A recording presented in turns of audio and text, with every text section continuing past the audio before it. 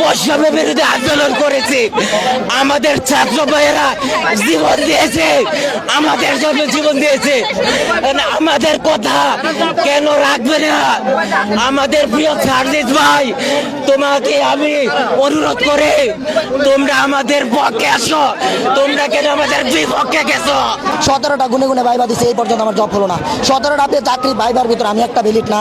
Care বলে কোটা, care বলে সুপারিশ, কেয়ার বলে সুপারিশ। কেন আক্রমণ করলো? আপনারা কি বিশৃঙ্খলা করেছিলেন? আমরা এসেছি এখানে মাননীয় প্রধান উপদেষ্টা, আমরা বিভিন্ন ভাবে চেষ্টা করেছি, তা রিসিভ করার জন্য পারি নাই। তাই আমরা তার সাক্ষাতের জন্য সামনে এসেছি, কিন্তু পুলিশ হয়তো ভেবেছে যে আমরা বিশৃঙ্খল করবো, সেজন্য তারা ডিএসএল রাবার বুলেট মেরেছে। আমরা বুক পেতে দিয়েছি, আমাদের বেশ কয়েকজন সহযোদ্ধা অসুস্থ হয়েছে।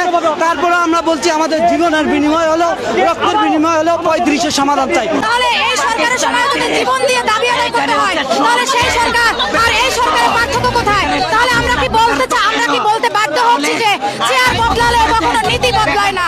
আপনারা ভালোভাবেই জানেন যে অন্তর্বর্তীকালীন সরকার আসার পর অনেকেই বিভিন্ন নৈতিক অনৈতিক যৌক্তিক অযৌক্তিক দাবি নিয়ে এই শাহবাগে উপস্থিত হয়েছিল, কিন্তু অনেক অনৈতিক দাবি অযৌক্তিক দাবি এখানে তারা সমর্থন দিছে। কিন্তু আমাদের এই 12 বছর ধরে এই যে একটা যৌক্তিক দাবি, তা কেন এটা মেনে নিতেছে না সেটা জবাব চাই। পুলিশ কেন এখানে টিয়ার